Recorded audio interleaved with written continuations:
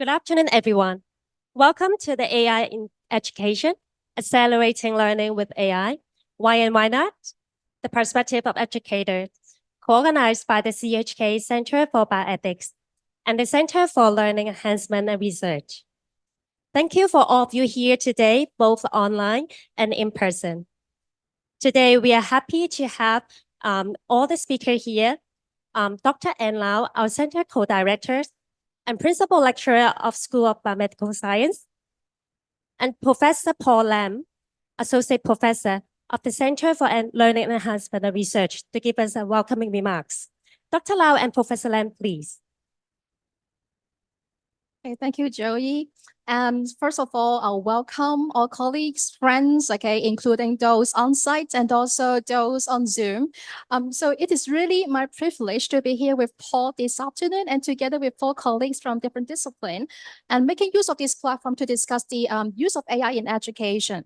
Now, before we go on, I would like to first send my special thanks to colleagues from CLIA, for sure, with the whole team here, and also colleagues from the CHK Library, and as well colleagues from the CHK Center for Bioethics for providing such a very, very nice environment, all the setup that they've spent so much time on this for us to conducting this forum.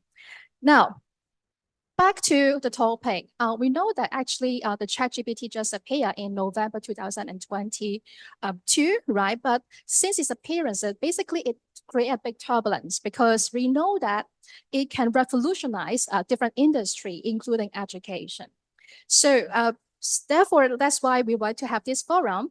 And the CHK Center for Bioethics is honored to have the chance to co-organize this forum with CLIA, using the lens of the practical and ethical consideration in adopting AI tools in education. And just want to take a chance to also introduce my co-director over there, Professor Roger Chong, who is sitting in the audience. So, Paul, how do you think? Thank you, Anne. Thank you for initiating this and allowing CLIA to be your partner in arranging the forum today. Yes, I totally agree with you. The AI has a lot of impact lately. And, we have a lot of experts. We have a lot of pioneering teachers who use AI, and they have been delivering a lot of workshops and sharing their experience. But what is missing is that we do not know how our frontline teachers, especially the teachers in Chinese U, what they are doing, what they are thinking. So I thank you. I think it's a good idea. We have the frontline teachers today from different disciplines. That's that's also very important. And they're going to talk about what they do and what they feel and what they plan to do about AI. And it's a great experience. It's going to be a great sharing of ideas and opinions.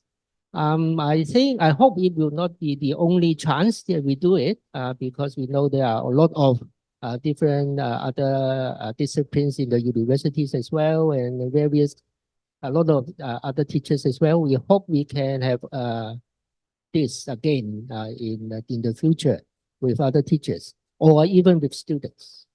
And also please bear in mind that we are going to do it in a forum format. That's why we will expect a lot of interactions, a lot of dialogues between us. Okay, that's yeah. What do you think?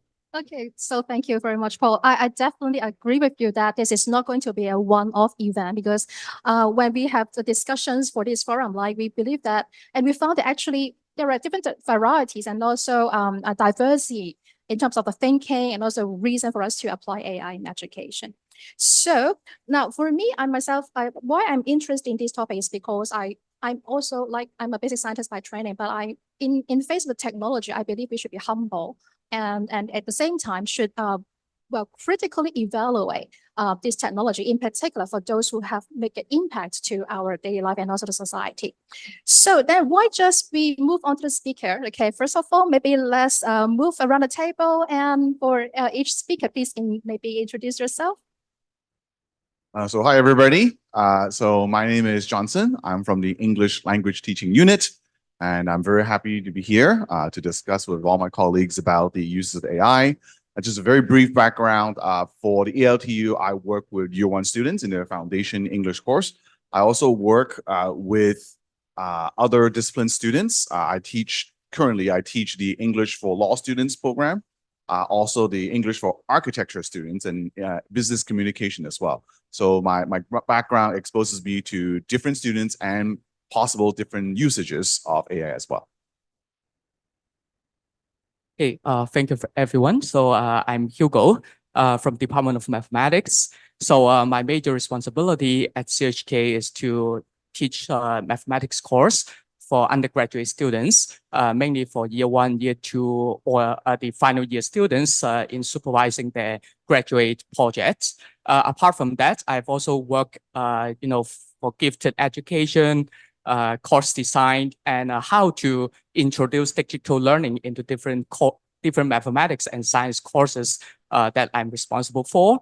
Now, as an applied mathematician, people will always try to associate mathematics with AI and also machine learning and digital learning, those things. So that's why people are always asking me whether AI is a fancy tool or it can really assist mathematicians or people who are learning mathematics to do better.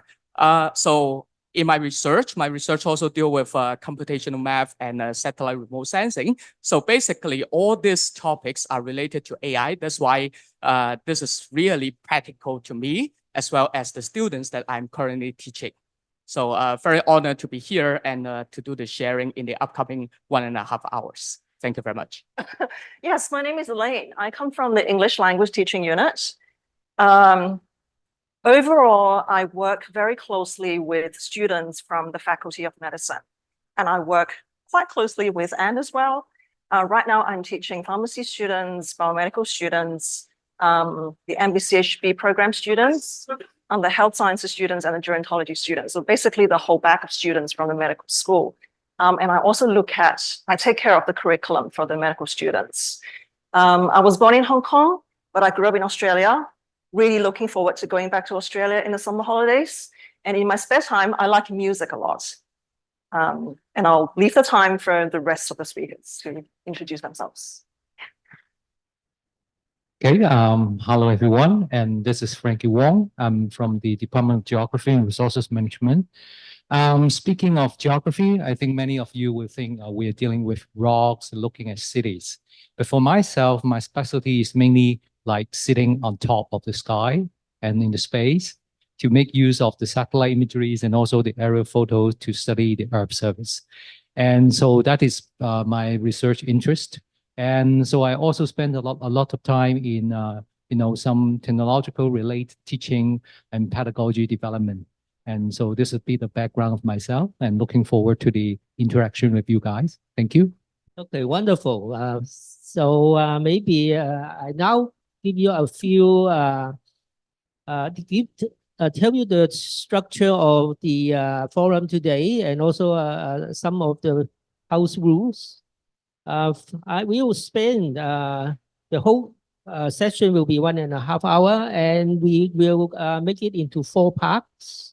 The first part, about 15 minutes, we will have some background about each of our speakers, what they do with AI and what they do, especially in their own discipline. We'll have some very simple conversation about the current situation. So for the first 15 minutes. And in part 2, we'll have a few very interesting topics to cover about viewpoints, about beliefs on using AI in education. And our speakers will talk about whether they agree or disagree with it. A very interesting arrangement. In part 3, we'll have, it sounds even more interesting. We have prepared a couple of interesting scenarios.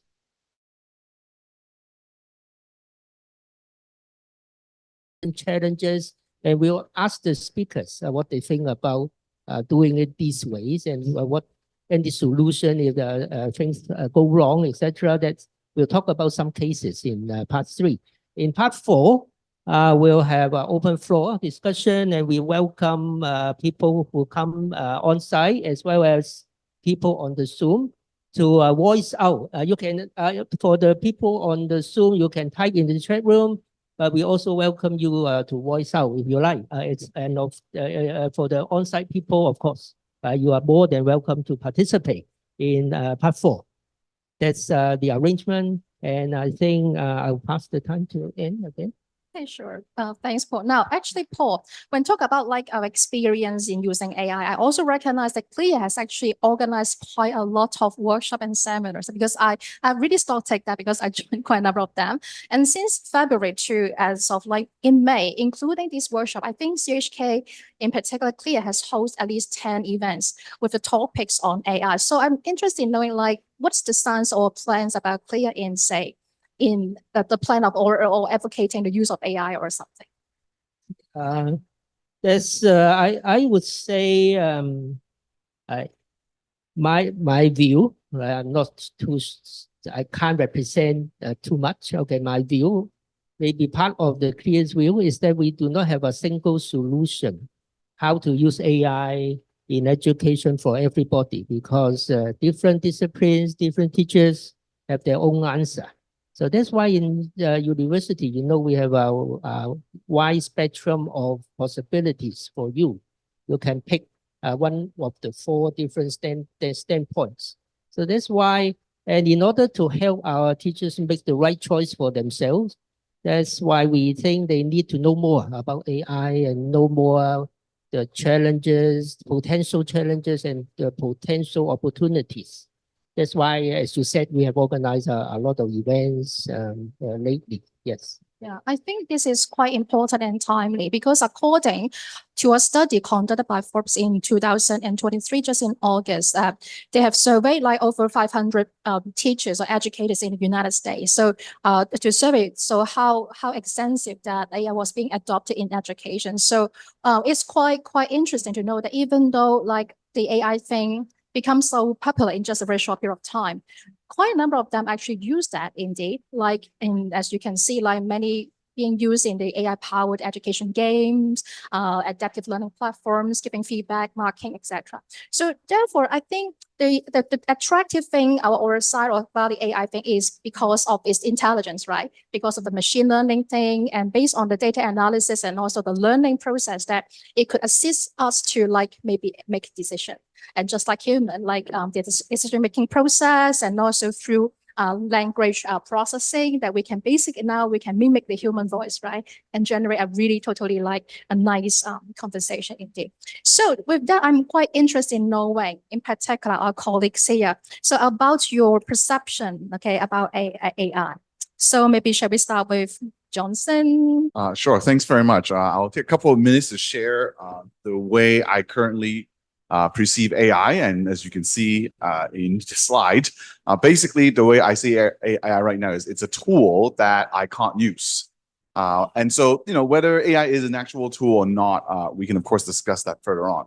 But basically, as a language teacher, there are basically a few steps that I need to execute in order for me to, I think, fulfill my function as an instructor. And you can see here, I've written down, I have to collect, different kinds of language usages. I have to collate them together. I have to then design language activities to allow my students to learn the language usage. I have to then structure everything into a lesson plan, and I have to deliver the actual lesson.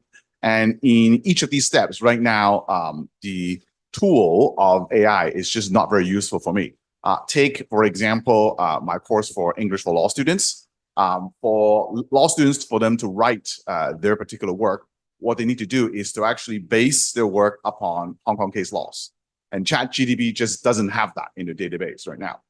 Furthermore, there are specific language conventions that we take in a particular legal essay that ChatGPT isn't really able to reproduce. I know that in the news, there are a lot of discussions of how GPT-4 is now able to answer, certain kinds of legal questions very well, up to a law school standard. But for what we do, because what we do is very specific to the context of Hong Kong, it doesn't really work. For a lot of other steps here, for example, designing language activities, I've experimented quite a lot with ChatGPT, and what I find is that the advice given by ChatGPT for me is generally too vague and it's not specific enough for the context. And that proves to be, I think, quite a challenge. So another example of how ChatGPT right now is a tool that I can't use is, for example, in our business communications course, we ask students to write a professional email. Now, I'm sure as instructors here, you have probably recently in the past year received emails from students that definitely sounded like it was written by ChatGPT. In our course, we specifically want the students to work in much more complex situations. One example could be you're writing an email for your boss to congratulate another company, but the boss doesn't really like the other person. So there is now a very interesting, tricky emotional element that the email needs to reflect. The email also needs to reflect in terms of the culture of Hong Kong and how people write emails. And therefore, it becomes very difficult for ChatGPT to generate an email that is suitable. And so that's why, from my point of view right now, it's just a tool that I can't use because it is unable to serve the functions that I'm serving. How about Elaine? Yes, we come from the same place. So thank you, Johnson, for spelling out that boundary. ChatGPT or generative AI is a tool that we cannot use, especially with assessments. However, you'll find me standing in a very intermediate position between the speakers. Now, yes, speaking of my perception, let me speak of my perception at two levels. The life level. Since we have the boundary very clearly at work, I can't use ChatGPT in some areas. That means I can actually fully explore generative AI as long as it is not assessment related. That would be my personal take of using or not using AI. For me, generative AI is like going back to the evolution from handcrafted chocolates to the machine-made ones. Like for people who insist on hand-making chocolates, they would probably go up a higher level, selling the uniqueness of each handcrafted chocolate to a specific audience or a specific market. Yeah, but for people who actually consume factory-made, mass production chocolates, we're not going to be alarmed anymore by the fact that chocolates are being made at factories by machines. We're not going to go, oh, that's very evil. You're using machines to make chocolates. Nobody's going to do that anymore. So for me, generative AI has that analogy in me. It's that battle, or it's that balance between the two, yeah? So for me, since I'm not using ChatGPT for assessments, so for me, it's really risk-free in how I explore the boundaries, the usage of generative AI. So that would be my take. I'm pretty satisfied with what it can offer me at this stage. Yes. Okay, So thank maybe you, I should Elaine. pass the time. So the boundary you talked about is a departmental policy. Yes, No, very okay. specific. I Thank think we you. have very, how- very specific. Yeah, how about Hugo? Okay. Now, my perception of AI is divided into two parts. Basically, I treat AI as a double-edged sword. So on one side, so it can make routine tasks automated. For example, as Anne mentioned just now, when we do decision making, AI can definitely assist us. If we can input some specific requirements into the robotic system or the AI, generative AI system, it can provide us some very good recommendations, and then we can choose one from the several choices provided by it. It also helps us to generate basic information. For example, if we ask some factual things like history, right? Chinese history or even Western literature, provided a database consists of those information. If we want to ask any factual information about it, it can definitely provide us some really accurate and precise information. Now, this will save our time.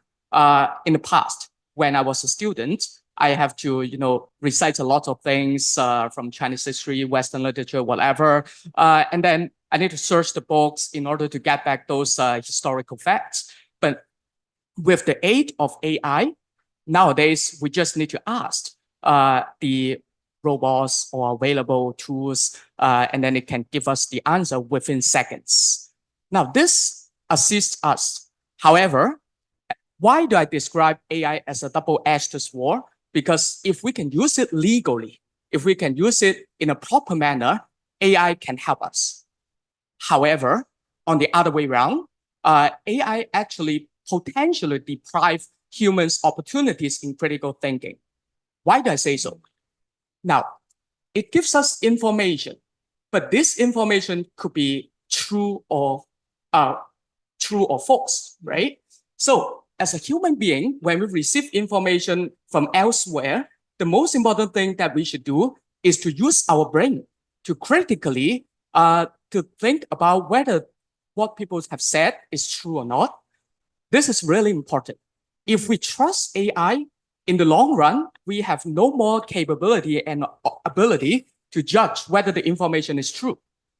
So this, as well as conducting logical analysis. Nowadays, most students rely on AI to get factual things. However, they gradually lose the ability to determine whether those things are actually true. Now, for example, let me use another example, Chinese calligraphy. Now, people look at the database to generate very beautiful wordings. However, AI can only generate information from database and also generate things from whatever you store into the system. So if we want to be more creative and create a totally new style of Chinese calligraphy, so basically AI couldn't do something like that at this moment, and it's yet to be fine-tuned. So that's some of my perceptions of AI. Okay, Okay. thanks, Hugo. Now, to me, I believe that our life cannot like separate from AI indeed. Like we quite get used to some platforms that make use of big data, right? Like social media and also like the apps for like web purchase, right? So basically they use a lot of data analytics. So to me, like, I don't think we could be separated from AI and also analytics. So, but how about you, Paul? To me, like, you're a tech genius and you're very resourceful. Oh, okay. Before I say anything, perhaps Frankie, you have something to say about your personal uses, right? Yeah. Yes, so when I look at this word like artificial intelligence, so I'm just trying to think, what do we mean by intelligence, right? There are different levels of intelligence, right? So, but if you just look at what the speakers have just mentioned, AI to me is just something like a database. And so why we think it is intelligent? Because if you give it some input, so we just give you some response, and we call this as an intelligence. But first of all, I'm not a fan of AI. Maybe I watched too many times the Terminator. So I think one day maybe the machine will really take over the world and human will somehow be extinct. Well, so I think from my perspective, I don't think AI is really a very, very so-called brilliant tool. It just like you pose questions, so it just gives you answers. So I think that is my perspective. Yeah, maybe I end this part with a bit about myself. I am compared with Frankie, I'm a bit more optimistic. But I think it has danger as well as potential. So even if it is an enemy, we have to know the enemy, right? Before we can do anything clever, right? So that's my position now. So I always investigate in what way we can carefully use it for our benefits. So then maybe let us switch to like a second topic, like our reader experience. Like you have briefly, actually, as our speakers have briefly shared like the perception, but then talking about experience seems that there's a lot that we can talk about. Like, so Frankie, you mentioned like your experience as well, and you are not really a fan of AI, but to be honest, to me, you are also a tech genius as well. So could you like share with us like your experience of using AI? I know that because of your work that you quite get used to like a lot of data analytics, right? So would you mind share a bit? Right. Well, first of all, while talking about, the usage of AI, if you go back to a few slides before, well, that is a kind of hobby that I would say.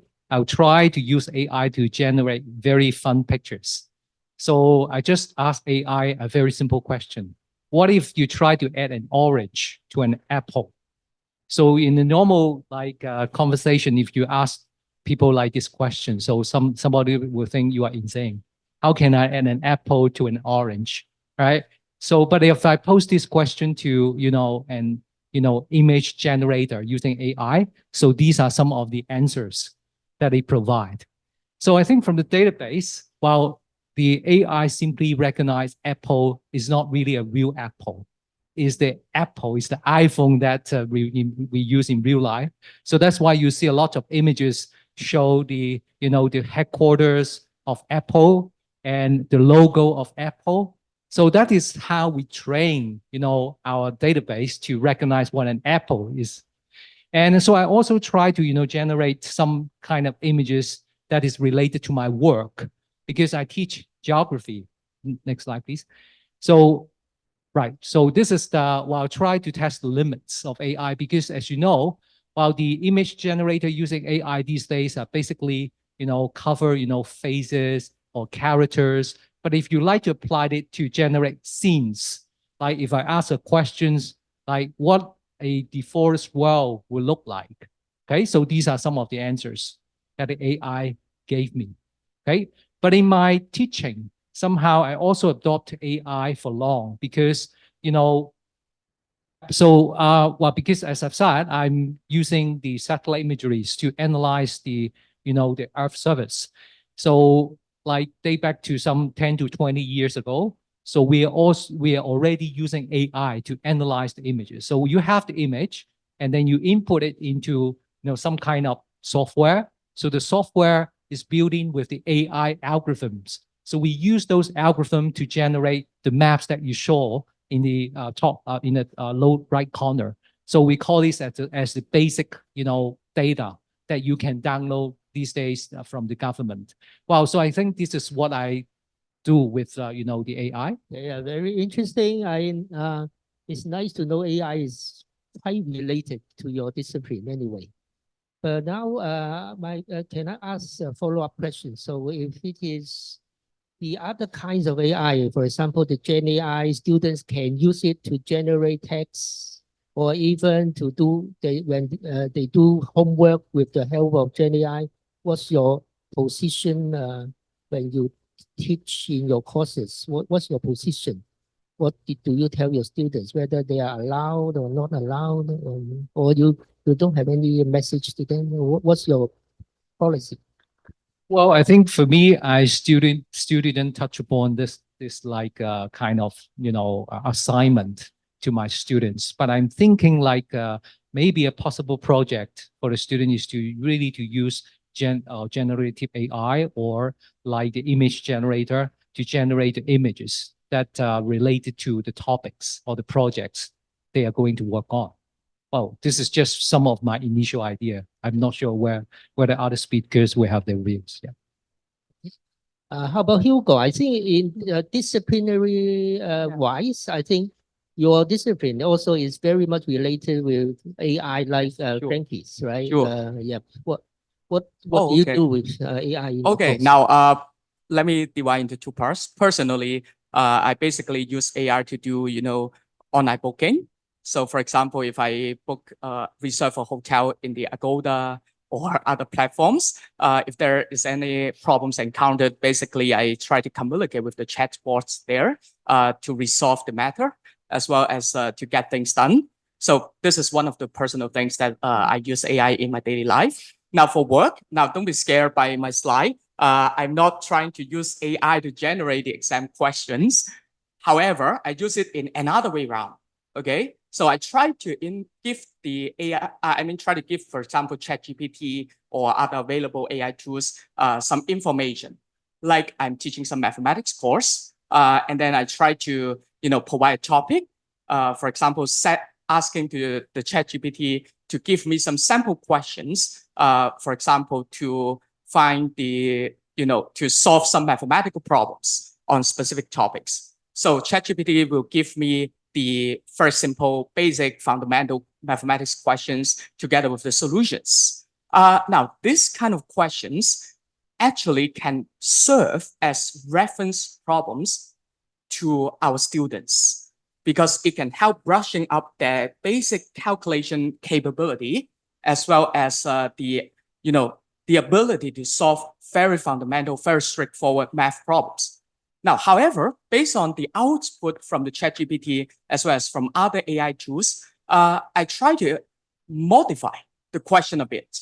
For example, replacing numbers by algebraic expressions, like the notations and symbols, and then I input into the ChatGPT or other AI tools again, and then ask the same questions. Now, sometimes during this process, the ChatGPT can already appear some mistakes in terms of analyzing and conducting the logical analysis. Now, another type of questions that I try to test the strength and limitations of the AI tools is true or false questions. Now, in mathematics, it is well known that there are fancy type of questions like proof or disproof.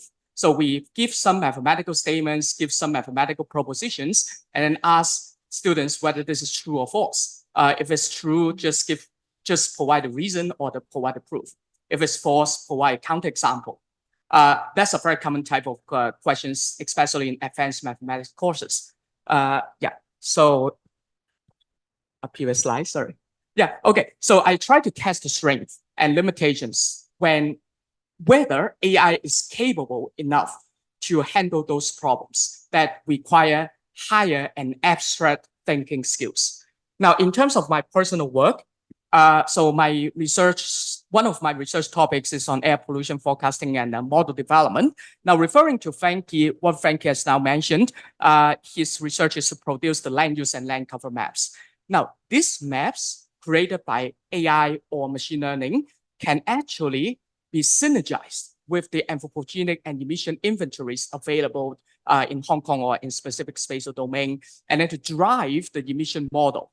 Now, when we talk about model, we are trying to talk about AIs. Now, because during the model building process, the model adjustment, bias correction will be essential and crucial.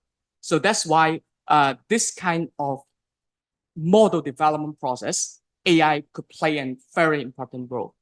Now, based on the emission models and also, some meteorological information, we try to, generate a multi-scale air quality modeling system.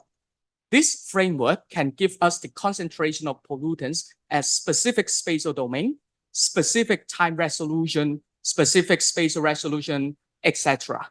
Now, during the process, we are always asking whether we can identify the best algorithm or the modeling approach in obtaining these relevant attributes. This is very important because this is related to human health.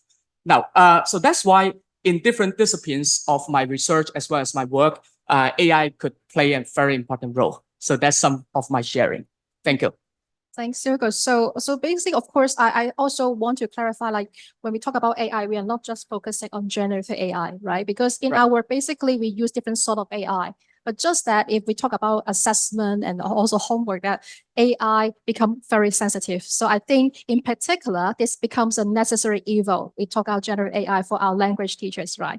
So I know Elaine and Johnson, you're coming from the same department, but you hold quite a different views about the use of AI in education, right? So maybe first of all, Elaine, so what's your view? Okay. Now, once again, I have to divide my appreciation of generative AI. Actually, when I say AI, I'm actually focusing on generative AI when I talk about AI. So once again, the life level and the work level. But whether it's a life level or the work level, I would divide my usage of generative AI mainly for two purposes: for idea generation, for planning, for conceptualization, and for the fine-tuning. In other words, the before and the after.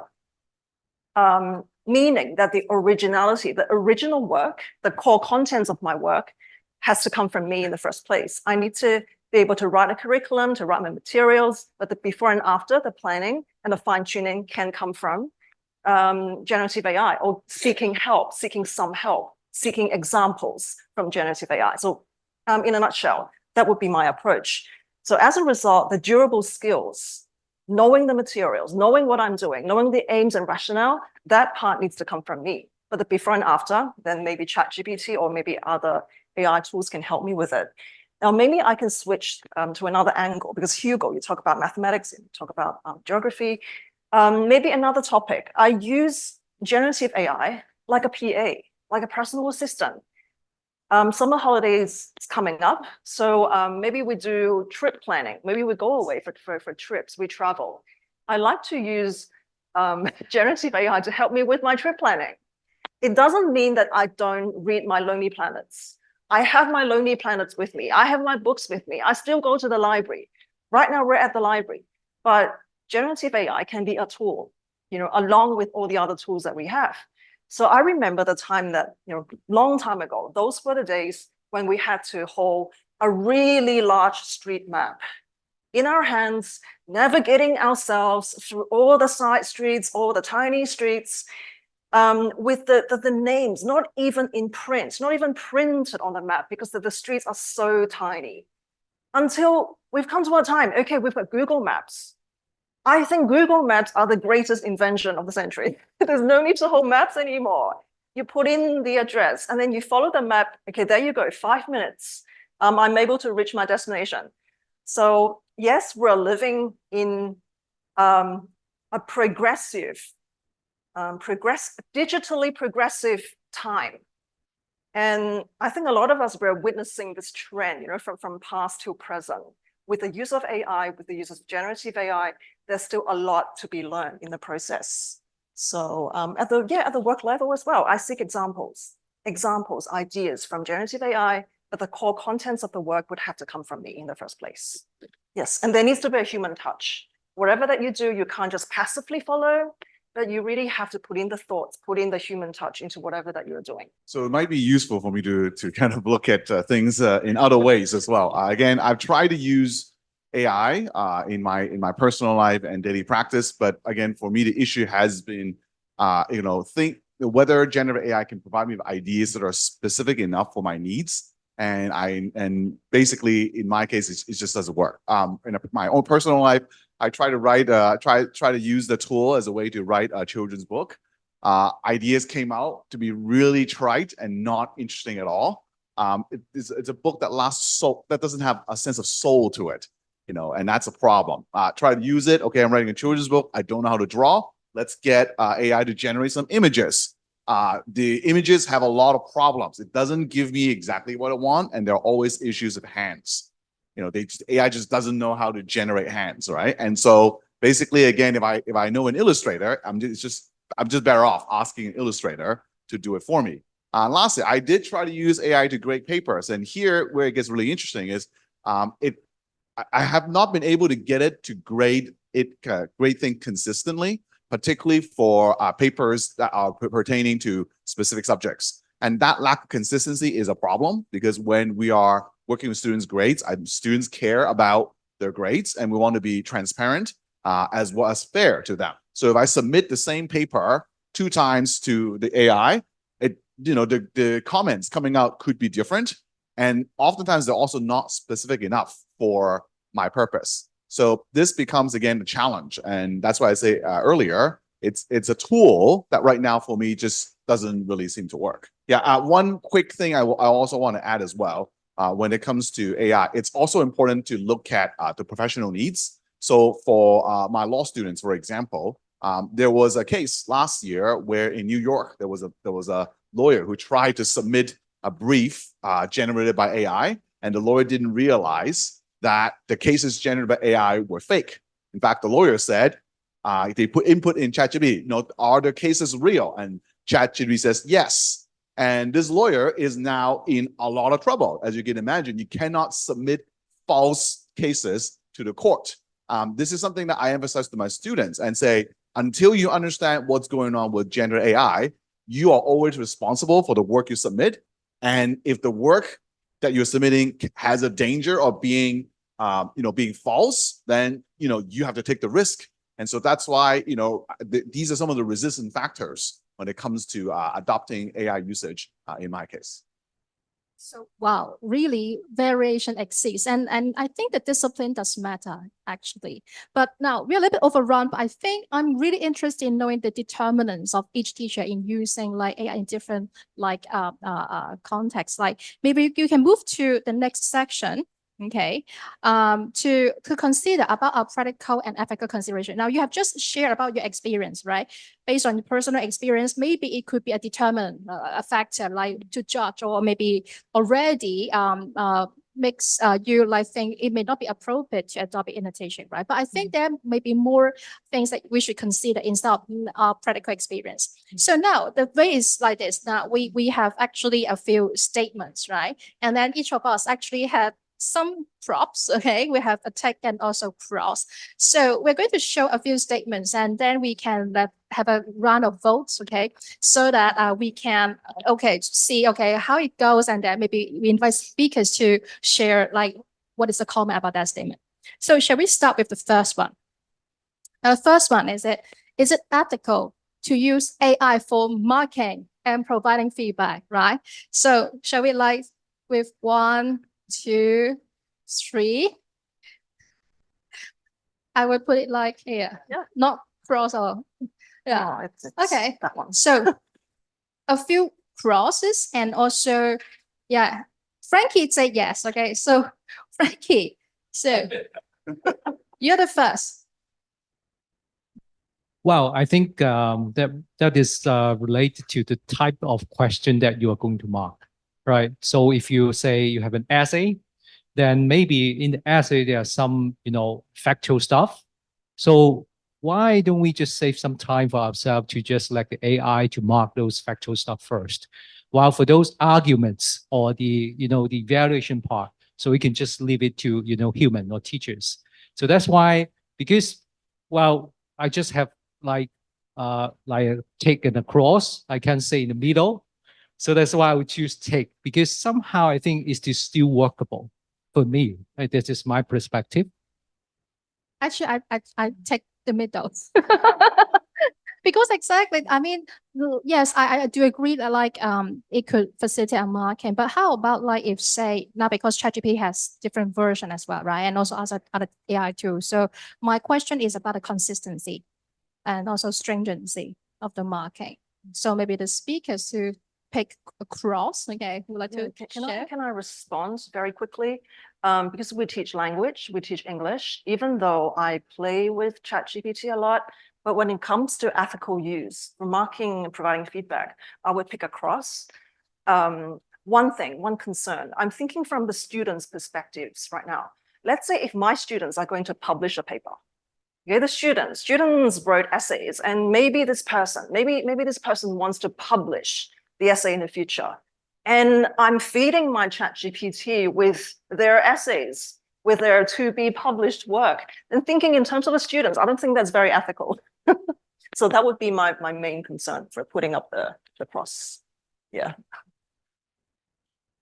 I think another angle to look at this is, I think we do have to distinguish between marking and feedback.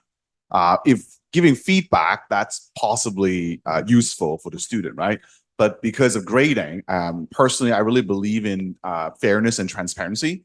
And as long as, and I also have to ask myself as an instructor, can I defend my my grade? Sure, everybody here has that students who come up to you and say, hey, I think I deserve better, right? And if we input the grading to a chatbot, am I able to defend that grade? I feel that as of now, I have problems doing that because I didn't grade it. It's done by this chatbot, and it's kind of like I have to read the chatbot's mind, but then the chatbot doesn't have a mind. So I find it a bit more challenging for me to try to grade using AI. So in addition to Johnson's sharing, now for mathematics, now is actually my answer is tick or cross. Now for computational problems and very simple true or false problems, of course, we can use AI to do the marking in a very speedy manner. And providing feedback. So usually for mathematics course, when we grade the exams, we provide feedbacks mainly on the proof or disproof questions or the conceptual questions. questions. Now, these conceptual questions or proof or disproof, if we ask students to give us some reasons or examples to for a particular statement, now basically each student will give us different examples. And then these examples are not fully inside the database of the generative AI platforms.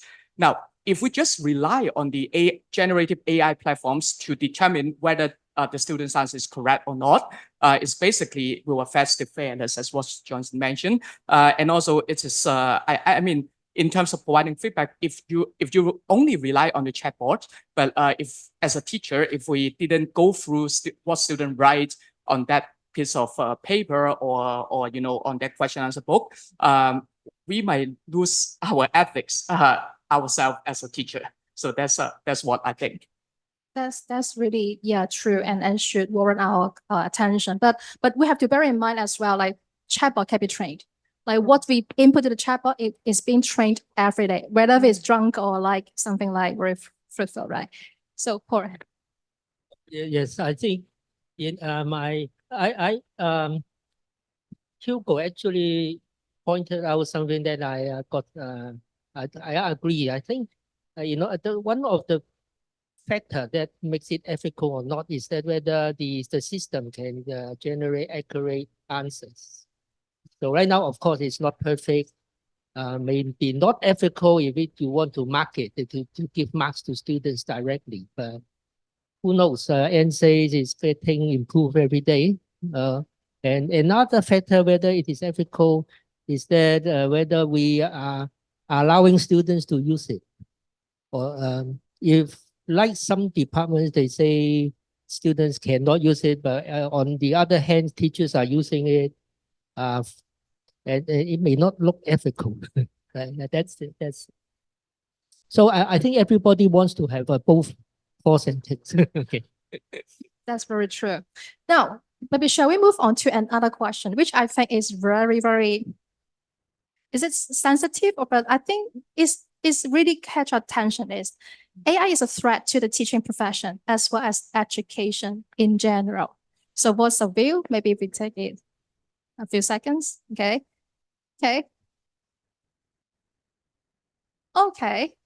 So I believe, Johnson, you are not taking a middle, right? You read across. No, Hugo. Okay, Hugo, why we take a middle? So now this statement can divide into two parts. The first part is teaching profession. The second is education. Now, teaching profession is basically mainly focused on teachers, right, or educators. Now, of course, one major responsibility for being a good teacher is to deliver knowledge, of course. This is the fundamental requirement. But apart from providing knowledge to students, we should also try to cater the needs of the students in order to nurture them for growing up, especially for example, in secondary school or in the undergrad years. We should give them correct moral values. We should communicate with our students to understand their needs, especially when they suffer from, you know, nowadays, some students suffer from mental illness, depression, psychological problems. Now, as a teacher, we are not only as a role to give them the knowledge, but we should also communicate with them and, you know, help them as a, you know, as a senior or, you know, as a friend, accompanying them to, you know, to get rid of their difficulties, etc. So therefore, these kind of things cannot be done by AI currently. But the second part of this statement, education. Now, education is actually consisting of a large group of people, not only teachers, but also students and the consumers. Now, basically, I think, as I mentioned in my introduction, AI will actually deprive the people's opportunities for critical thinking. Because nowadays, if students are not equipped with good critical skills or good fundamental understanding of a topic, they will rely on the generative AI tools, the robots, the outputs, right? And then they trust all the information there.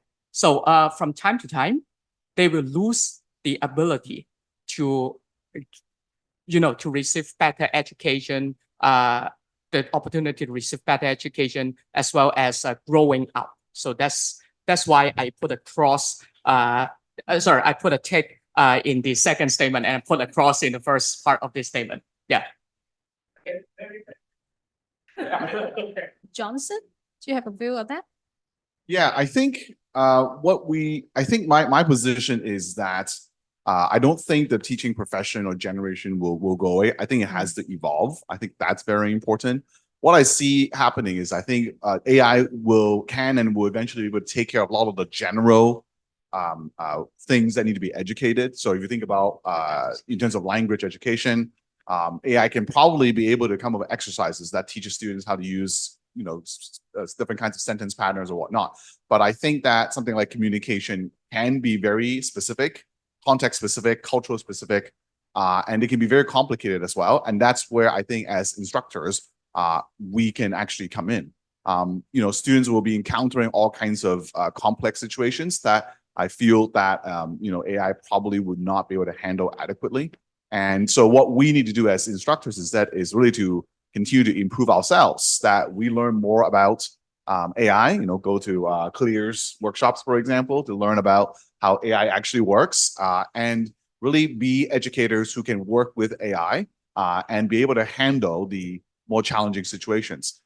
Just similarly, when people talk about, AI going to be replacing photographers or replacing filmmakers, I think, again, to a certain extent, if we're talking about something very simple, that may be the case. But again, for something more complicated, we still need professional people to be able to handle these tasks. But then actually, when you come to we should train ourselves as well. I also come with a question whether the teacher's autonomy is being affected as well. But now just put it aside. Maybe other speakers? Can I chime in for 30 seconds? So I look at the statement, AI is a threat to teaching profession as well as education in general. I thought immediately, if it's a threat, if it really is a threat, I think it's the teacher's problem. Don't blame ChatGPT for it. You don't blame generative AI for giving you the threat. Well, you have the control, you're the teacher. Why are you threatened? It's a vast sea of data. There's nothing to be afraid of. You befriend it, you know its usage and limitations, and then you set the boundaries. Well, that has been my take all along. And it's because Hugo, you talk about mathematics. I thought about calculators. There's a calculator in front of you. Why not use it? There's a calculator. But when I say use the calculator, I don't mean you don't know how to use a pencil to work out the calculations. Yeah, you can use the pencil to work out the calculation, but you can use the calculator at the same time. So it's another tool. Again, it's not a threat for me. No, it's not a threat. Well, for me, I think there is a trend that the teaching profession is changing. If you look at how the university is trying to shape the education role of teacher, so they encourage us to really use a lot more technology in our teaching, right? So that's why you see in the university, they offer you a lot of this kind of teaching ground. So you can just apply this teaching ground to build your own teaching, materials. So even though you're not present in the class, so the student can actually learn from those so-called, virtual teaching materials like the micro modules. So to me, I think, AI is just some kind of replacement, for this kind of, knowledge transfer process. And so it is not a replacement of teacher, because as teacher, we have different roles, right? So we are not just delivering the knowledge, but somehow, we also have to think of ways to, motivate our student, to, enhance their interest to learn. I think these are the roles of the teachers, so which cannot be replaced by AI. So that is my view. So it seems like we generally agree that AI is a trend indeed, to both teachers and also students, but it's a matter of how we make use of the tool and also critical evaluation. Now maybe move on to another statement. Okay. We briefly touch on that. In general, AI may promote harm instead of generating a net benefit to learners. Maybe a few seconds. 1, 2, 3.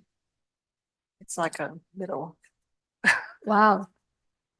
So the mathematics Oh, Person, it's like okay, a turning great around. take, but It's, Elaine, you know, why you're so struggle?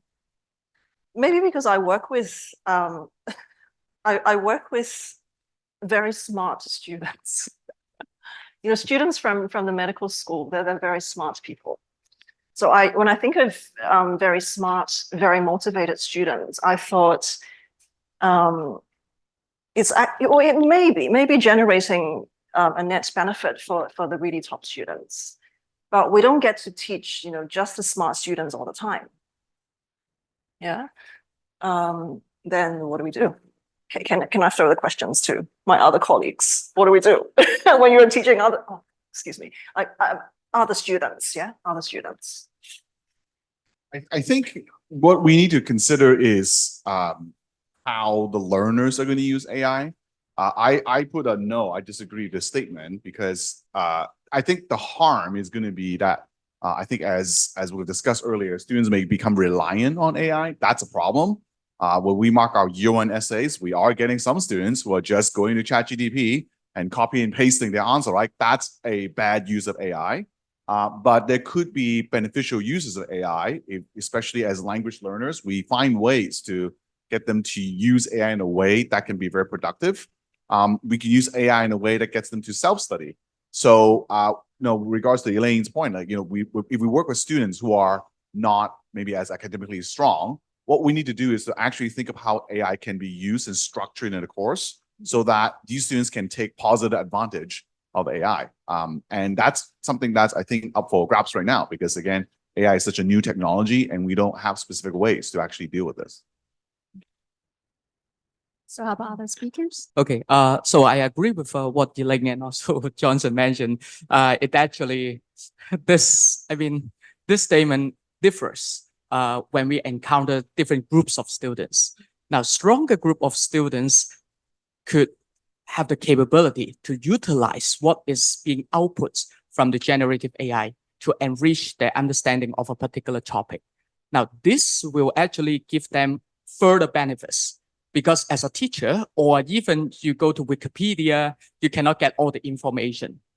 So if they have a strong desire to learn, say in mathematics, they want to know more challenging proofs, they want to deal with some very, you know, historical, well-known theorems, those things they cannot learn it solely from the teacher. They need to read books, starting from the fundamentals, building up gradually, and then to get a better feeling and understanding of that theorem, how to solve that problem. Now, in that case, for motivated students, they can reach the goal of data utilization as well as the information extraction, and then in the long run, this could give them more benefits. However, for people who are weaker learners, which we all encounter as a university teacher, I'm sure. Now, in a class. So usually only 20%, at most 20%, I would say, at most 20% belong to the group that I mentioned just now.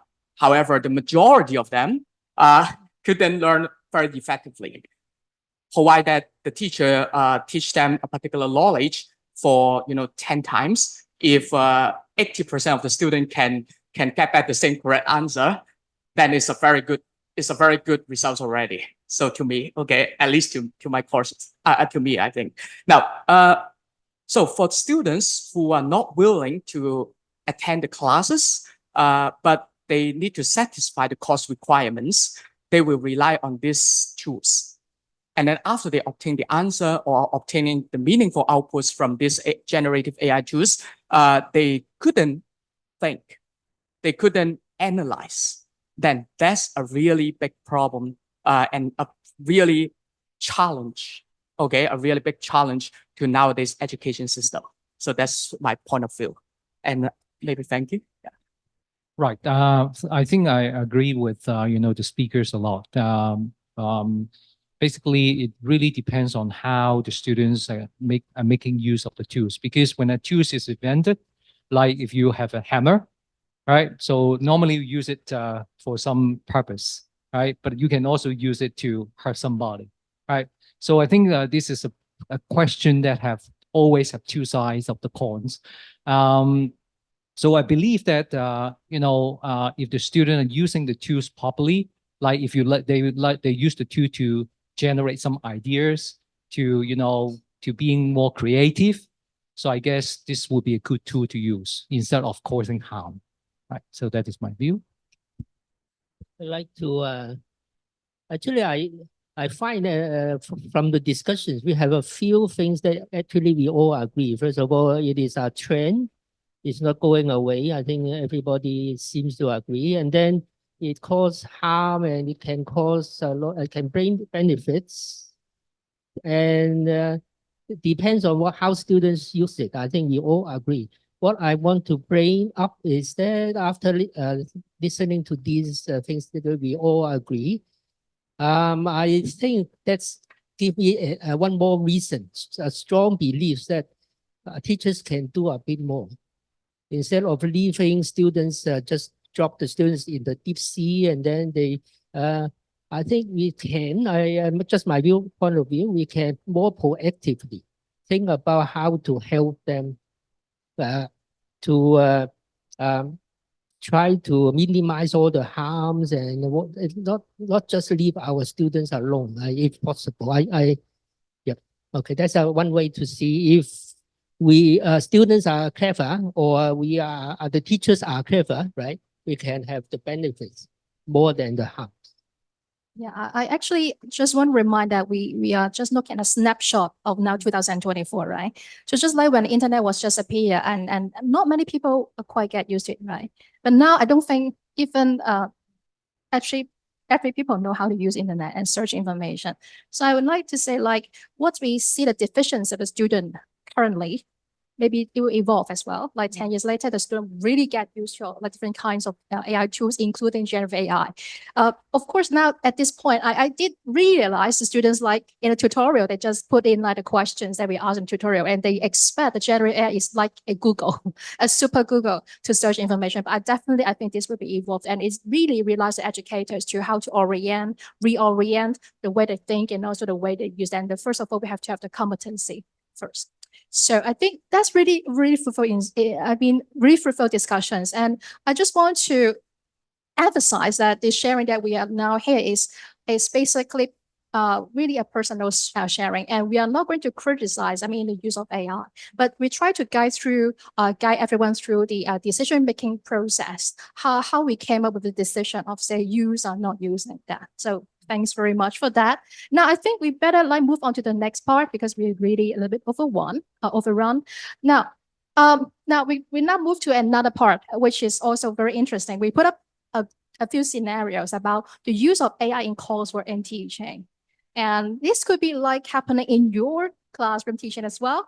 So we'll see how we're going to handle these scenarios. So first one. Now, university adopts AI-powered chatbots to help manage discussions in class or after class, just like as assistant, and answer questions in real time. And it is integrated to university learning platform, allowing students to ask questions anytime. And while some students appreciate the quick responses, some feel that is lack of empathy, lacking of emotions, and leading to a reduction in meaningful in-classroom interaction. So faculty members are concerned about that, and they divided on whether the use of AI in this capacity is beneficial. So what's your view over this? I think this could be like something like happening indeed, right? If my students are passive, they are passive. You give them activities, give them games, they're passive, they're passive. If they're not passive, no matter what you give them, a chatbot or a game, they are not passive, they're very active. So for me, it's not really about that. The focus is actually a lot larger than whether or not we use the chatbot. So it goes back to giving that personal touch, from the teachers, interactions and relationship between the teachers and the students. Now, for me, because we teach small classes, like 18 students per class or 20, I would, if we're allowed to, I would actually personally, professionally welcome the chatbots to take place in the language classrooms. So it's another option, students who prefer typing, who prefer writing their responses, they could type in a chatbot, get responses from a chatbot and actually have a copy, have a record of their answers, is actually not that bad. When they can actually have a record of everything by looking at the chatbot. But of course, there will be very outgoing, very outspoken students. They would prefer making noises and talking to the students or to classmates next to them, then they can do that too. So in a way, I would welcome that kind of implementation or change if we can, for classroom activities that have nothing to do with assessments. I'm gonna disagree with that. Not assessment. This is not assessment. interesting. Again, we're both Okay. from the same unit, and I think we have very different takes. I think there are a couple of things to consider. First of all, I think I would limit the chat box to talking about like just logistical issues. Like there's something very transactional. Like for example, when's the midterm, right? Or hey, when's the deadline? Like I don't want students emailing me these kinds of questions, and then they're like, but you didn't tell me, right? Like, I think that's useful. But one of the concerns that we need to consider, again, as language teachers, is community expectation. So again, we talked with a lot of people, in the community, in the professions, in legal professions, in business, for example. And they always say, like, how come students aren't talking? We're sending them to, meetups, we're sending them to different kinds of parties, and they just stand there. They don't know how to talk. And implementing this chatbot, I don't know how this is going to help this particular regard. And if that's the case, I think we actually want to find ways to get them to talk more and to learn to network with other people. Now, if the chatbot can be designed in a way that facilitates that, I'll be open to it. But I don't really know if a soulless predictive machine can really do this in the context of real human interactions. So until again, like I said, that's why I say, Lynn, for me, like AI right now is a tool that just doesn't work for me. Until I see how it can work and that it is proven to work, I would prefer students being able to talk with one another, face to face and come up with ideas of their own. Right. I think totally agree with what Johnson has just said, because it really depends on the kind of question that the student posed to these chatbots. And definitely we are not relying on the chatbots to provide student with emotional supports, those kind of thing, right? That cannot be done, definitely. So we also have to let the student know what is the function of the chatbots, right? So I think, if the teachers really choose to use chatbots to solve some of their daily questions, I mean, for some of the students' daily questions, I think we have to let the student know this is the baseline. Okay, so you cannot ask really sympathetic questions or ask the chatbots to really give you some psychological, answers, something like that. Okay. I think so just now the other speakers have already mentioned their point of view on that. So I think more importantly is how we can fully utilize the strengths of these AI-powered chatbots. Now, so for mathematics course, there consists of lecture and tutorials usually in traditional classroom manner. Now, the tutorials, not many students will come to the tutorials. In that case, before the examination. So usually students will have a lot of mathematics problems popping up, right, on their mind. Now, I think this AI-powered chatbots could act as an intelligent tutor, okay, or as a last-minute helper, okay? Just like when people preparing in secondary school, when they prepare for the public examination, they will go to the bookstore and then get a book, right? Very thin book that consists of all the examination contents, something like that. Now, I think this AI-powered chatbots, because it can provide factual information. So that's why this could serve the purpose as a last-minute helper for preparing for examinations. Now, and also mention about the information that Johnson just now mentioned about students is very poor in presentation, right? And also didn't willing to speak up, right? Okay, speak out. Now, I think it depends on how instructors design the course syllabus and also the course requirement. So we can ask the students to divide into groups and conduct the group presentations. Now, we can allow them to use the AI-powered chatbots to get the information that they need. For example, get some historical information, get some literature things, get some papers, get some basic knowledge. And then at the end of the semester, we can assign them to divide into groups and then to conduct a group presentation. During the group presentation, each student should show up, of course, and then should speak for at least 2 minutes or 3 minutes. So within a group, usually 15 to 20 minutes presentation. And each student should give at least 2 to 3 minutes talk. Now, in that case, even they get the information from this AI-powered chatbots, this can help them to brush up their communication skills, their confidence in giving public presentation, as a result, enhancing their strengths in talking with other people or talking with their future boss. Yeah, that's what I think is a way to deal with this scenario. Now, of course, now under this scenario that it is set to the context like this, read a chatbot, right? Expect to input questions and then generating answer. But indeed, in the recent development, we are not just stick with, say, generating answer. We can actually generate a lot of things, generating cases, etc. So we may consider, like, if we modify the chatbot a bit, really can achieve different kinds of outcomes. But I do write on, say, your opinions. I mean, from I think Johnson or Elaine, that we can actually collect analytics from the chatbot as well, because we collect the question patterns asked by the students, and maybe these are the common mistakes or misconceptions that may be created from our teaching as well. So I think we can try to think it from a positive way, that we can make use of the data analytic collected from the chatbot. Anything to supplement, Paul? I think they are, as far as I heard it, they're also quite positive about chatbot in certain ways. And I think the statement here may not be fair, because it seems to suggest chatbot can replace everything. But I think all the views here is that chatbot can only do part of the things. And while we need to retain that has been working so well, still in the curriculum, but it can perform something additional support. Particularly chatbot, they work so hard, right? It's 24/7, and they give feedback right away. And I think it's I think a win-win thing if you do it wisely. Yes, I think no teacher want to reply 40 questions in the midnight before the day of the examinations. So this could be a last-minute assistant. Now, another scenario. A teacher uses AI to generate course outlines, lecture notes, and even exam questions. The content generated by AI is comprehensive, but there's risk of missing key human elements such as creativity and critical thinking.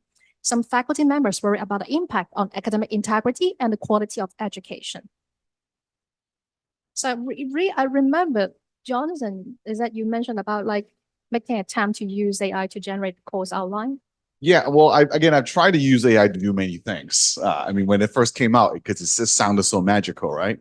And I think with this particular situation, I would be okay if the instructor actually makes modifications to what's been generated. I think what you don't want is just a teacher going to the chatbot and then just inputting what they need and then just copy and pasting it to the students. I think that's dangerous, because again, with the limitations of the generative AI based on the database, there could be different kinds of biases and so on.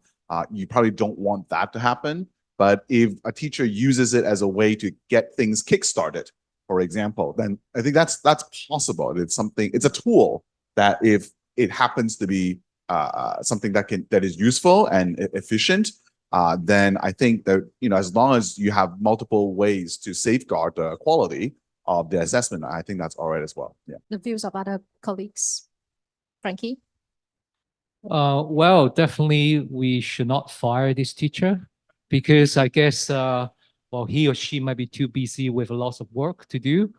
But well, based on what Johnson just said, I think, right, that's true. Well, I think we should inform the teacher that, well, we can use these two, the AI tool, to help us to generate all these, but somehow you have to do some modifications, well, to suit the needs of the course or to suit the needs of the students, right? I'm quite curious, Frankie, because again, as I've always noted that whatever comes up so far from ChatGPT has just been too general for me. do you envision that the chatbot can also generate something for you that would work? For my what? For That that would would work work. for your assessments or outlines or whatnot, yeah. Yes, definitely. Why not? Because I think for course outline or for lecture notes, they are quite factual stuff. And so I think the AI is clever enough to extract those, information directly from the web, because a lot of teachers also post their lecture notes and also course outline on the web from, the university around the world. So the AI can actually copy those and, generate those information that you require. Can I just chime in for 10 seconds? I look at the statement, creativity and critical thinking. I think something is missing. Creativity, critical thinking, but ChatGPT or generative AI doesn't know my students. I think that would be one very big point. It doesn't know my students. ChatGPT, generative AI doesn't know my colleagues. So when I write my workshops or write my curriculum, I think that has to be the core that really comes in. And then you can think about whether you use ChatGPT or AI to work on the notes. I think that element has to come in first. How before about anything. it help us to write a proper course outline with the Bloom's taxonomy? Very tough. I don't know. Somebody else? Can somebody else take that? Sounds like it doesn't do any harm. You try it first. Yeah, try first. And see whether it's so silly that then you just forget it. If it gives you something to work on, at least it gives you some help. Right. I think, yeah, the accusation here is not, once again, right? It assumes that the teachers just copy and paste and do not do any further modification. Yes. So I think it lies on the word quality of education. So how do we define quality of education? People get information from AI. This is unavoidable, right? Nowadays, students or even citizens will get information from the AI. And then now, I think more importantly, as I mentioned many times today, how do we utilize and to analyze this information is more important. For providing better quality of education, in terms of quality of education, it is not only relying on the materials that you provide to your students, and it just does not only rely on the lecture notes or even exam questions, whether it's an easy paper or difficult paper, or the types of questions that you include into the exams. It's more importantly the one-to-one communication, one-to-one supervising, as well as you giving some suggestions and advice for the students to grow up. Now, growing up is again another concept, not only in terms of knowledge, but also in terms of the sentimental and moral values, etc. This is the more important ingredient of quality of education. So that's why I think course outlines, lecture notes, exam questions, those things are only a part of the education system, especially for university education. We all want our students to become a comfortable self and to express himself or herself in the society in the future and build up a prosperous career, etc. So these things cannot be done by AI at present, but who knows in the future? Of course, AI can learn a lot of things, right, in a very speedy manner. And so that's why I think currently, for missing key human elements, AI, I think, is still missing of that. But in the future, in 10 years, who knows, right? We can see that actually the case or two scenarios that they are quite complex, and we cannot overgeneralize like whether it's actually strict positive or strict negative about the use of AI here, right? So very fruitful, very fruitful discussions. And I think we can actually talk about this like for more than 2 hours indeed, right, for days. And also like we have committed to have a dinner or something like to further discuss on this issue. Now, shall we open the floor for discussions now? Time to do so. Yeah. Time to do so. So colleagues on site and also maybe on Zoom, welcome to post your comments or maybe come up with any Right, ideas or and you can opinions. type it in the chat room or show your hand so that we know you want to speak up. Anyone on the side like to have the mic and say something? Or really practical experience that you may want to share with us? In that case, maybe just take a minute to ask a question. I really saw students who really type a question or use the ChatGPT in the tutorial. So when it comes to your tutorial or when you see the students doing so, so what is your feedback, or what is the immediate actions that you may consider to do in the class? Because I'll quickly chime in since I had multiple instances in my classes when students are using ChatGPT to input and ask questions.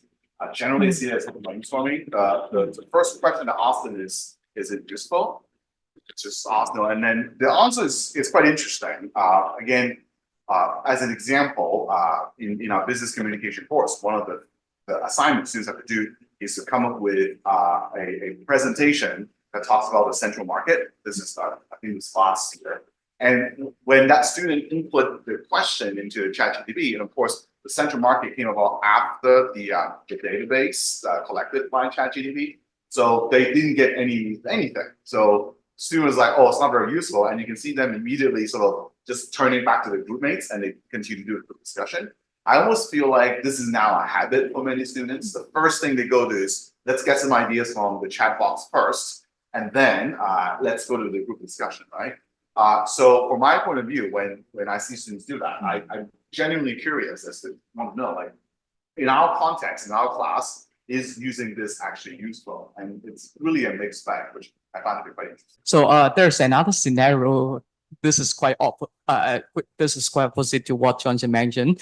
You know, we are having exam period during these 2 weeks. Now, some students were absent from the centralized exam, and then they need to take sick leave or whatever.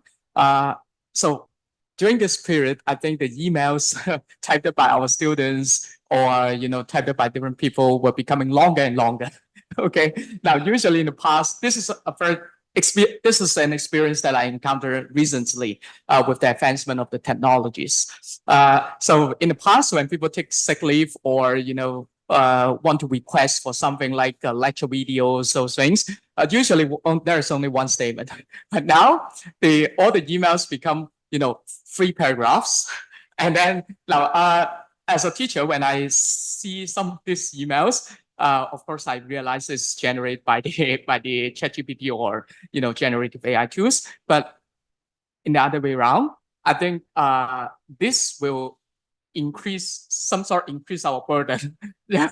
Okay. Now, not a joke, but when we have to go through all these emails during our busy commitment and also appointments, we will feel, okay, your request is just to take the sick leave, or your request is just to request for the lecture video. Yeah, and then you can just type it within 3 lines or 2 lines, right?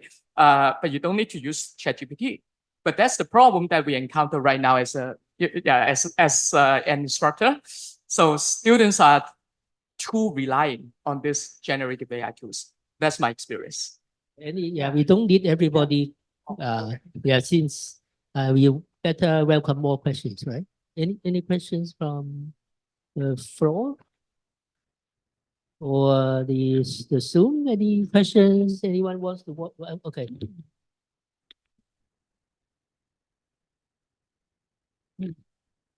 Yeah.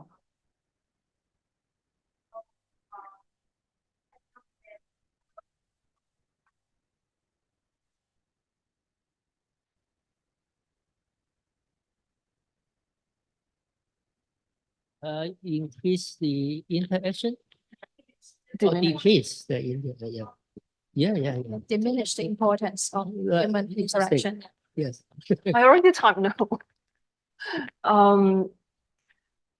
Yes, I already typed no, because maybe I'll quickly respond to that question. I'm someone who's quite transparent with my students. I encourage open communications with students.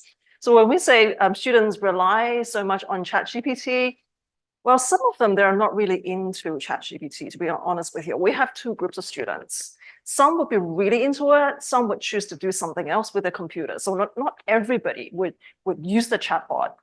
And Sometimes they would even be playing football games with their computers in class. And by the time I walked toward their desk, they would change that back to the assignment. Well, this is our students. So I honestly do not think that having a chatbot, it's only a chatbot, that would diminish my relationship, my interaction with my students, the open communication with my students. I don't think so. That's my take. I would try to think the other way around. I try to convince the student. Actually, I think the scenario is just similar to they escape from the classes, right? I just tell them, okay, if I don't know you, if you want me to write you a recommendation letter, reference letter, so I don't even know you, right? So what's the point? I think the students actually are very sometimes more instrumental, but maybe people have to remind them that human interaction is still a part of, say, our growth as well.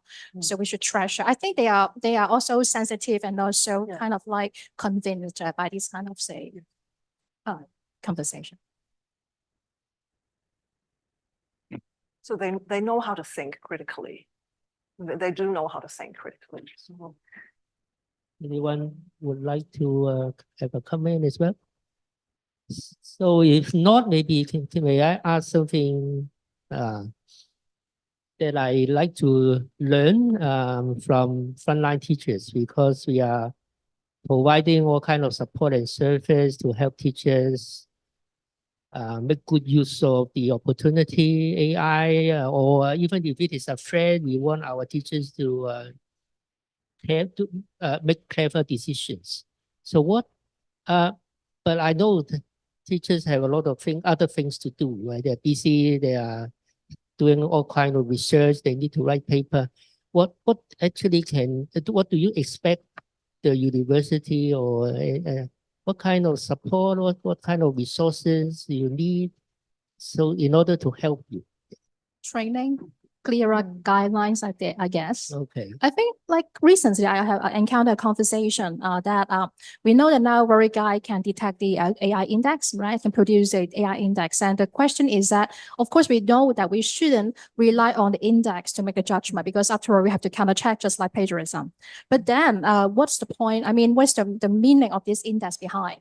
And maybe we have to go through some verification process. So I think maybe CLIA can try to maybe devise some suggestion or maybe some guidelines on, say, what would be the steps that we can take that in order to verify, I mean, the authenticity or originality of the passages, like doing some spot check for the citations and referencing, just maybe simple formatting issues that you have an idea, maybe the student is just copying and paste something from elsewhere. So I think this kind of, say, things, very practical tips would be quite useful. Any other comments? I think I need the training. I need a more structured training, more structured type of training in AI literacy that would be useful for language education. More structured. I don't have anything that's very structured right now. I'm just learning from everywhere and They are modifying. different orders, right? Yes, different Yeah, orders like everywhere. So I think I need a more synthesized, and more structured framework for me as a good teacher. news is we are making one soon. Okay. Yeah, Sure, I was- yes. Mm. How much time do you expect the survey test?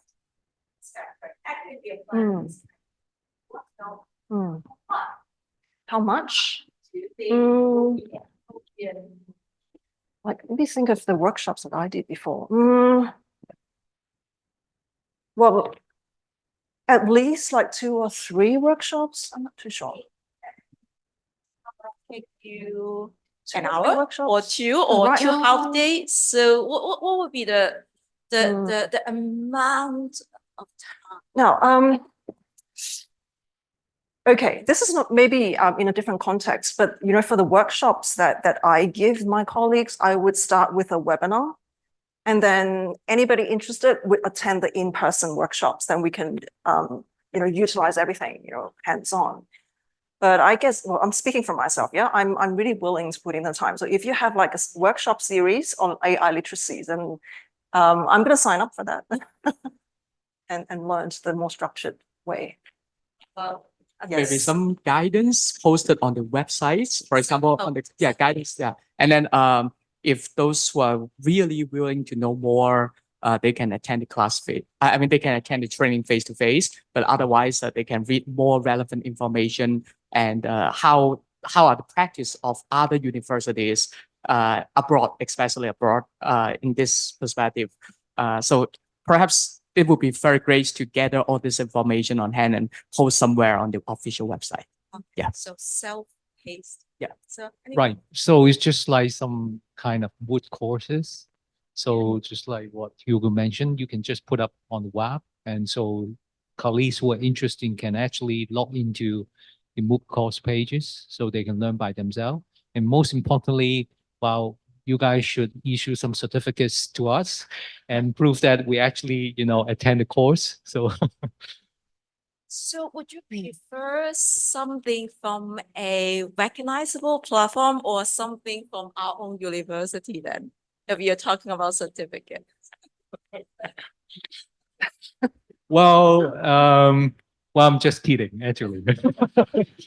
So that's a very true question. Thank you. So again, we take suggestions from everyone, and actually we are looking for all these training materials and opportunities to be arranged for the teachers. So Judy, actually, I think echo your question. I think it's maybe not a matter of say the training agency. Maybe university can recognize the training hours as part of our professional development. That could be like also possible as well. Well, Yeah, it's about time, but really fruitful discussion. And yet I wish you all enjoy the discussion as well. So just a take home message, a last thing that I think it's quite happy that I'll be able to interact with all the speakers here and also knowing about the perspective from their teaching discipline and also the work that they do about the application of AI and about how they consider, the use of AI in their work.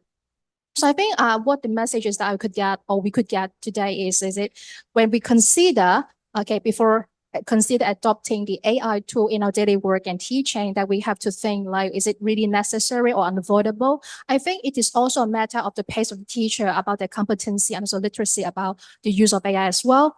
So can the use of AI lead to the positive consequence, of promoting the learning outcomes? What is the quality of the AI to select it in terms of the accuracy, consistency, and also stringency? The lines of the ethical and also practical engagement and consideration when adopting the tool, the use of AI create inequity and also promote inequality. So this point is about aligning, the different education needs of the student indeed. So would it like promoting equity or actually disadvantage, making some students underprivileged? We have to also think about that. If the use of AI by students is encouraged, can we quantify or contextualize the benefit of the AI use, the level of this contribution by AI, like if we allow them to use AI tool, right? So are we considering like what is the stage of the AI input is allowed? How much is allowed? Can we really quantify them? And are the students able to underline these guidelines, right? And also, have we provide sufficient guideline on guidance to the students? And the last thing is about the autonomy of the teacher. I think this is also very important as well, because even though we know this is a trend, but we take different paces, right? So we should not marginalize those who don't use AI, but we should encourage how to make better use of it, try to have more discussions and like this kind. I think it's very important and very useful, at least to me as well. I wish we all share with the same feeling. So with that, let's conclude the forum this afternoon. Thank you everyone for joining us. And for sure, I think we'll have part 2, because now we have actually 4 teachers here and also including me and Paul, we have 6, but I think it doesn't cover all disciplines. So it doesn't mean to be a one-off event. And I think maybe someday if you're interested in, say, contributing as a speaker, just approach Paul and also me as well. We are welcome to have further discussions with every one of you. So thank you very much, and as well for the speakers this afternoon. Yeah, just before you go, you look at our an advertisement about our next event, right? Sorry, it's not the structured AI literacy thing yet, but it's a very interesting session. We have an expert a Zoom workshop at that time because the speaker is from Australia. And has been a lot of experience in using in AI for assessment. So I think it will be interesting. So it's on 13th of May. Okay, please register if you would like it. Thank you. And yes, for those who are still online, I remember we'll send you a survey, post-event survey, so which you can give us some feedback. And in particular, we are on the plan to have the part 2 of the forum. So thank you very much.